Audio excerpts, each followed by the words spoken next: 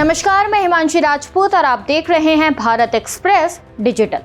उत्तर प्रदेश में बिजली विभाग को लेकर बड़ा विवाद खड़ा हो गया है। इस बार मामला सीधे ऊर्जा मंत्री ए के शर्मा और यूपी पावर कॉर्पोरेशन लिमिटेड यानी यूपीपीसीएल के बीच में टकराव का बन गया है। बिजली बिल में 10% fuel and power purchase adjustment surcharge यानी FPPAS लगाए जाने पर ऊर्जा मंत्री ने खुलकर नाराजगी जताई है। ऊर्जा मंत्री ए के शर्मा ने यूपीपीसीएल के चेयरमैन आशीष गोयल को कड़ा पत्र लिखते हुए कई सवाल किए हैं। मंत्री ने पूछा कि आखिर जनता पर अतिरिक्त बोझ डालने का फैसला बिना उन्हें जानकारी दिए कैसे ले लिया गया। उन्होंने साफ कहा कि विभाग के कई महत्वपूर्ण फैसलों की जानकारी उन्हें अधिकारियों से नहीं बल्कि टीवी चैनल और मीडिया रिपोर्ट से मिलती है। मंत्री ने इस पूरे मामले को सरकार की छवि खराब करने की कोशिश बताया। उन्होंने पत्र में लिखा कि जनता पहले से महंगाई का सामना कर रही है, ऐसे में बिजली बिल पर अतिरिक्त 10% फ्यूल सरचार्ज लगाना लोगों पर सीधा आर्थिक बोझ डालने जैसा है। उन्होंने चेयरमैन की कार्यशैली पर भी सवाल उठाए और कहा कि मुख्यालय से उनकी लगातार अनुपस्थिति और अनुभवी कर्मचारियों को हटाने जैसे फैसले विभाग के कामकाज को प्रभावित कर रहे हैं। ए के शर्मा ने चेतावनी देते हुए कहा कि बिजली व्यवस्था में किसी भी तरह की लापरवाही जनहित के खिलाफ है और इसे बर्दाश्त नहीं किया जाएगा। उन्होंने अधिकारियों को जनता के हित को सर्वोच्च प्राथमिकता देने की सलाह दी। वहीं दूसरी ओर फ्यूल सरचार्ज को लेकर नियामक आयोग भी सख्त नजर आया।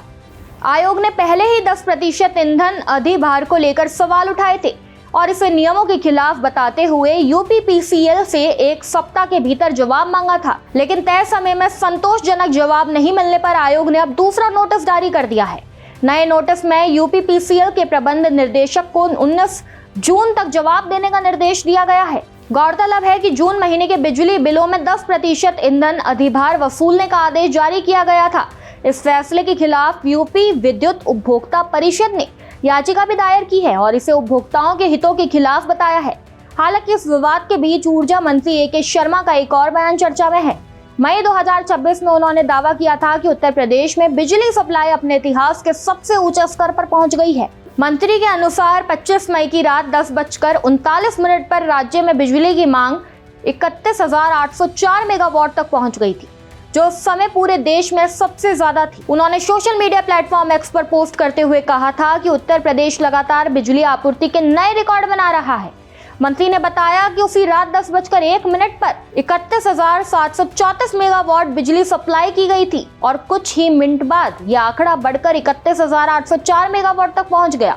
अब सवाल यह है कि जब प्रदेश बिजली सप्लाई के नए रिकॉर्ड बना रहा है तो फिर बिजली बिलों पर अतिरिक्त सरचार्ज लगाने की जरूरत क्यों पड़ी? क्या ये फैसला नियमों के मुताबिक था या फिर उपभोक्ताओं पर अतिरिक्त बोझ डालने की कोशिश?